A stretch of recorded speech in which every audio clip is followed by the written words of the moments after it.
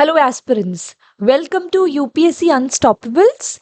और एक और नए एपिसोड में भी आपका स्वागत है। Title of ancient Indian kings and their significance.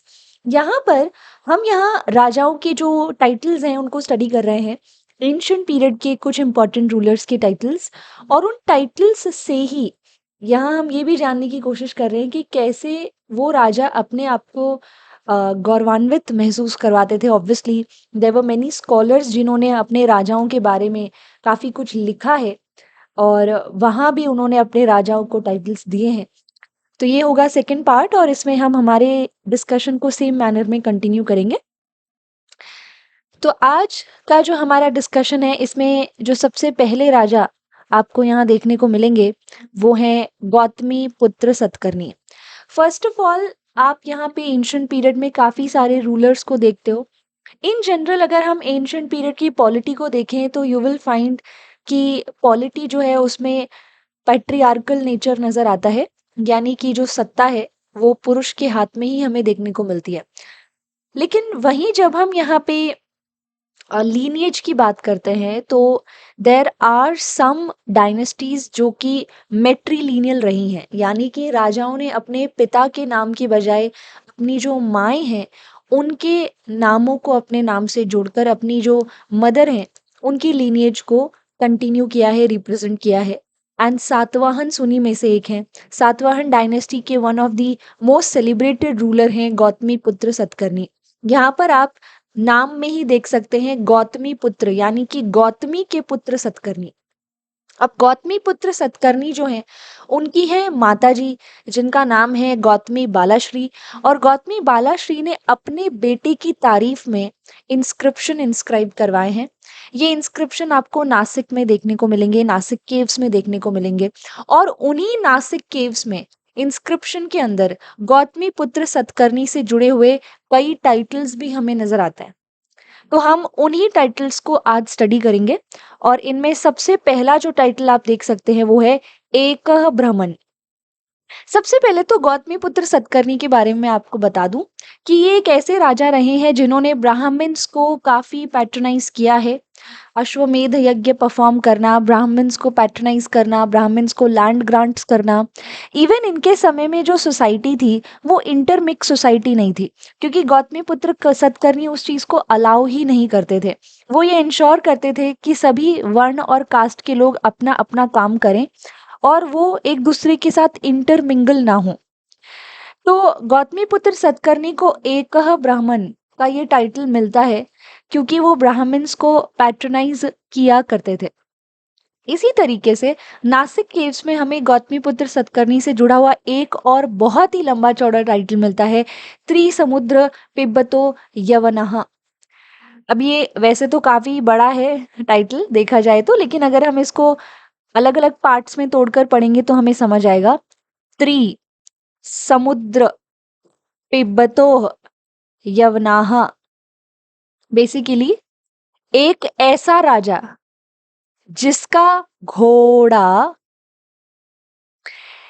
3 समुद्र का पानी पीता हो। एक ऐसा राजा जिसके घोड़े ने 3 समुद्र का पानी पिया हो। इससे हमें क्लियरली समझ आता है कि यहाँ पर Arabian Ocean, Arabian Sea obviously, Bay of Bengal, Indian Ocean की बात हो रही है।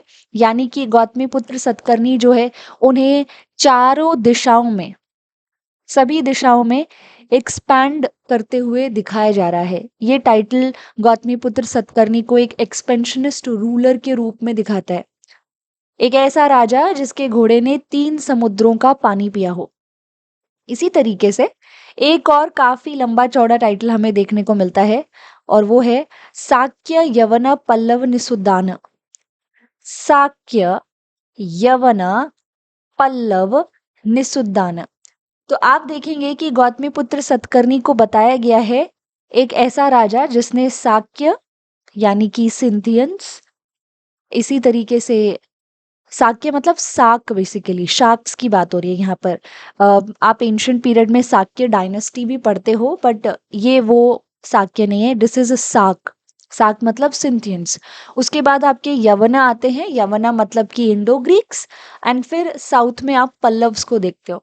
तो गौतमीपुत्र सतकर्णी को इन साक, यवन और पल्लव्स का डिस्ट्रॉयर भी बताया गया है इस पर्टिकुलर डायनेस्टी में। Again as an expansionist ruler हम देख सकते हैं चारों दिशाओं में अलग अलग डायनेस्टीज के रूलर्स के साथ वो युद्ध लड़ते हुए देखे जा सकते हैं। इसी प्रकार से हमें संगम पीरियड में भी रूलर्स देखने को मिलते हैं। संगम पीरियड से जुड़े हुए वैल्यू एडिशन जो है उसकी वीडियोस इस पर्टिकुलर वीडियो से पहले हम कवर कर चुके हैं, अगर आपने नहीं देखी है तो जरूर देखें। चोल, चेर, पांड्यन रूलर्स, इनकी जो डायनेस्टीज थी वो अर्ली डायनेस्टीज थी जो कि साउथ में रूल करते हुए देखी जा सकती हैं संगम पीरियड में। और इन डायनेस्टीज के रूलर्स ने भी अपने आप को बड़े बड़े टाइटल्स दिए हैं, जैसे कि चेर रूलर्स।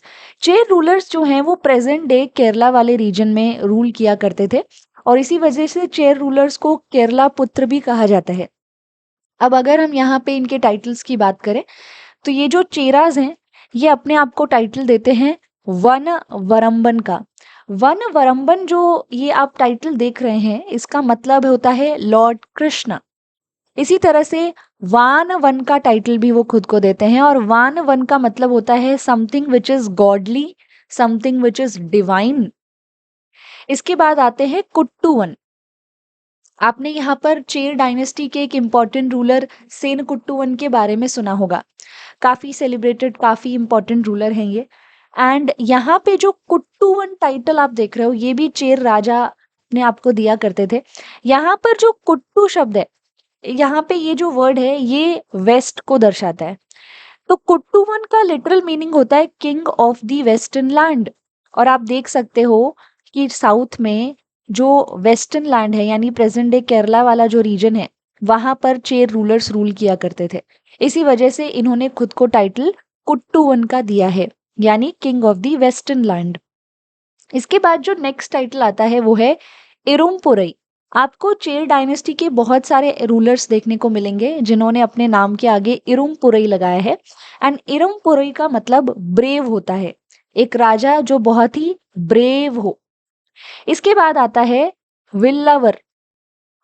ये काफी इंटरेस्टिंग टाइटल है, ये चेर रूलर्स के बारे में आपको एक अच्छी जानकारी देगा। विल्लावर, इसमें एक्चुअल में जो की वर्ड है वो है विल्लू वर। अब ये जो विल्लू का मतलब होता है, विल्लू का मतलब होता है बो। और हमने यहाँ पे पीछे पढ़ा भी था कि कैसे चेर रूलर्स जो है उनका जो सिंबल था, जो रॉयल सिंबल था, जो रॉयल इंसिग्निया है वो बो एंड एरो ही है। तो विल्लूवर का मतलब होता है बोमैन, धनुष चलाने वाला, विल्लवर। इसके बाद आते हैं चोल राजा। चोल राजा जो आपको प्रेजेंट डे इस रीजन में बेसिकली जो तमिलनाडु का नॉर्थ वाला हिस्सा है और आंध्रा का साउथ वाला हिस्सा है वहां पे चोलाज रूल करते हुए आपको दिखेंगे। इसमें भी चोल रूलर्स टाइटल्स अडॉप्ट किया करते थे, जैसे कि सेन्नी। सेन्नी का मतलब होता है kind, someone who is very kind and loving. उसके बाद आता है वल्लवन। वल्लवन का मतलब होता है कोई भी व्यक्ति जो बहुत ही स्किलफुल है। ऑब्वियसली यहाँ पे चोल राजाओं की बात कर रहे हैं तो ये वॉरियर, एज अ वॉरियर काफी स्किलफुल हैं, ऐसा ये टाइटल बताता है। इसके बाद नेक्स्ट जो वर्ड आता है, टाइटल आता है वो है किल्ली। किल्ली की जब हम बात करते हैं तो किल्ली का तेलुगु भाषा में जो मीनिंग होता है, किल्ली जो वर्ड हम यहाँ पर यूज करते हैं ये हम फायर गॉड, अग्निदेव के लिए वर्ड यूज करते हैं।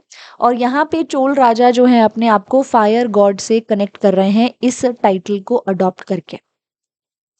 फिर आते हैं आपके पांड्यन रूलर्स जो कि इस रीजन में आपको देखेंगे रूल करते हुए। एंड यहाँ पर आप एक टाइटल देख सकते हैं मीनावर। मीन आवर, मीन, मीन का मतलब होता है मछली। तमिल भाषा में मीनावर का मतलब होता है फिशरमैन। जैसे आप विलावर का मतलब बोमैन देख सकते हो वैसे ही मीनावर का मतलब फिशरमैन है। और हम जानते हैं कि पांड्यन रूलर्स जो है उनका रॉयल इंसिग्निया भी मछली ही था, राइट। अब यहाँ पे पांड्यास का एक और टाइटल है थिन्नावर। तो आप सभी के लिए एक छोटा सा होमवर्क है, आपको यहाँ पर इस थिन्नावर टाइटल का मतलब पता करना है। तो you can see this thing कि काफी हद तक ये जो टाइटल्स थे ये टाइटल्स भी इन रूलर्स के बारे में इंफॉर्मेशन देते थे। इसके बाद जब हम साउथ में पल्लव्स, डेक्कन में वकटक्स, फिर कदम्स और वेस्टर्न गंगा डायनेस्टी की बात करते हैं, तो इन सभी राजाओं ने एक कलेक्टिव टाइटल होल्ड किया है, दैट इज धर्म महाराजा। धर्म महाराजा का मतलब द वन जो कि धर्म इस्टेब्लिश करे, धर्म इस्टेब्लिश करे, इसके साथ साथ अपने जो सब्जेक्ट है, अपनी जो प्रजा है, उसे अपना धर्म फॉलो करने में भी मदद करे। फिर आते हैं आपके Chalukyan ruler Pulakeshin the second. आपने इनके बारे में जरूर पढ़ा होगा। ये वो राजा थे जिन्होंने हर्षवर्धन के साथ युद्ध लड़ा था। पुलकेशिन सेकंड के एक कोर्ट पोएट भी थे जिनका नाम रवि कीर्ति था, और रवि कीर्ति ने यहाँ पर पुलकेशिन सेकंड और हर्षवर्धन के बीच में होने वाला जो युद्ध था उसको डिस्क्राइब किया है अपने एक इंस्क्रिप्शन में, और उनका ये जो इंस्क्रिप्शन है ये ऐहोल इंस्क्रिप्शन कहलाता है। वातापी या बादामी के अलावा ऐहोल भी चालुक्यास का कैपिटल रहा है। तो ऐहोल इंस्क्रिप्शन में पुलकेशिन सेकंड को रवि कीर्ति परमेश्वरा कहते हैं, यानी कि वो उन्हें गॉड बता रहे हैं। इसी तरह से हमने समुद्रगुप्त से जुड़े हुए इलाहाबाद या प्रयाग इंस्क्रिप्शन में भी समुद्रगुप्त को एक टाइटल मिलते हुए देखा था, और वो था परमेश्वरा, परम भट्टरका। फिर आप यहाँ पे थोड़ा सा जब मेडिवल पीरियड की तरफ बढ़ते हो, अर्ली मेडिवल पीरियड का जो दौर है, उस समय में आपको डीप साउथ में चोलाज एक बार फिर आते हुए देखने को मिलते हैं। और इस बार ये जो चोल हैं ये इंपीरियल चोलाज हैं। ये यहाँ पर हर तरफ एक्सपेंशन करेंगे, श्रीलंका हो, इंडोनेशियन आइलैंड्स हो, उन एरियाज तक अपना फैलाव करते हैं। तो यहाँ चोल डायनेस्टी के दो बहुत ही सेलिब्रेटेड रूलर्स देखे गए हैं, राजा चोल एंड राजेंद्र चोल। वैसे तो सेकेंड इनिंग जो चोलास की है वो विजयालय चोल ने इस्टेब्लिश की थी, लेकिन राजा चोल एंड राजेंद्र चोला जो हैं ये सबसे पॉपुलर थे। राजा चोला उन्होंने एक टाइटल अडॉप्ट किया था, मुमुडी चोला। इसका मतलब होता है एक ऐसा राजा जिसने 3 क्राउन्स पहने हो। अब ये क्या सिंबलाइज करता है? बेसिकली ये पर्टिकुलर टाइटल सिंबलाइज करता है वो टेरिटरी जो कभी चोल, चेर, पांड्यास के द्वारा रूल की जाती थी एंशिएंट पीरियड में। तो इन तीनों डायनेस्टीज की टेरिटरी पर रूल करने वाला राजा चोला, मुम्मुडी चोला, इस तरीके से इसको यहाँ पे देखा गया है। फिर आता है केरलांतक, यानी कि एक ऐसा राजा जिसने केरला का अंत किया हो, यानी कि बचे हुए वेस्ट में जो चेराज हैं उनको हराया हो। एंड इवन राजा चोल ने तो अपने बृहदेश्वर टेम्पल के गोपुराम का नाम भी केरलांतक ही रखा था। इसके बाद आते हैं राजेंद्र चोल, जो राजा चोला के ही बेटे हैं, और उन्होंने ईस्टर्न गंगा डायनेस्टी जो है उसको, हम ये कह सकते हैं कि जो नॉर्थ में गंगा डायनेस्टी है वहाँ तक अपना फैलाव किया था, उस रीजन तक अपने आप को एक्सपैंड किया था, और इसी वजह से वो गंगई कोंडा चोला कहलाते हैं। कोंडा वर्ड का मतलब होता है कॉन्क्योरर, तो गंगा नदी तक फैलाव करके उस एरिया को जीतने वाला गंगई कोंडा। बल्कि इस नाम से उन्होंने एक शहर भी इस्टेब्लिश किया, गंगई कोंडा चोलापुरम। इसी तरह से केदाह नाम की एक जगह है जिसको कॉन्क्योर करने का काम राजेंद्र चोला ने किया था, जिसकी वजह से वो केदारम कोंडा कहलाते हैं। तो ये था हमारा second part ancient Indian rulers के टाइटल्स का। जो होमवर्क दिया है उसका आंसर आप कमेंट सेक्शन में ज़रूर दें। Thank you so much. इसी के साथ साथ मैं आपको इन्फॉर्म करना चाहूँगी कि प्रतिज्ञा बैच यूपीएससी सीएसई 2024 को टारगेट करते हुए आपको सीधा मुखर्जी नगर से लाइव देखने को मिलेगा। आप यहाँ पर 1 जुलाई से इसे ज्वाइन कर सकते हैं, और सब्सक्रिप्शन लेने के लिए आप यहाँ पे रेफरल कोड भी यूज़ कर सकते हैं, दैट इज़ ARTI1702। इसी के साथ साथ अनअकैडमी प्लस का सब्सक्रिप्शन आप यहाँ पर EMI 0% EMI पर भी ले सकते हैं। ये जून में शुरू होने वाले ऑप्शनल सब्जेक्ट्स हैं। अगर आपका चयन किया गया, चुना गया ऑप्शनल इस लिस्ट में शामिल है, तो आप अनअकैडमी प्लस की ऑप्शनल कैटेगरी को सब्सक्राइब करके अपना ऑप्शनल अच्छे से तैयार कर सकते हैं। Unacademy ultra compact combat test यानी कि एक गेमिफाइड वर्जन यूपीएससी सीएससी की प्रिपरेशन करने का, टेस्ट देने का। ये होगा 9 जुलाई को 2023 ऑब्वियसली, और सुबह 11 बजे 50 क्वेश्चन होंगे, 60 मिनट होंगे। और यहाँ पे जो भी विनर्स होंगे इसके, वो ऑलमोस्ट अनअकैडमी प्लस के सब्सक्रिप्शन पर 90% डिस्काउंट जो है वो पा सकेंगे, स्कॉलरशिप पा सकेंगे। So that is it for today. Thank you so much.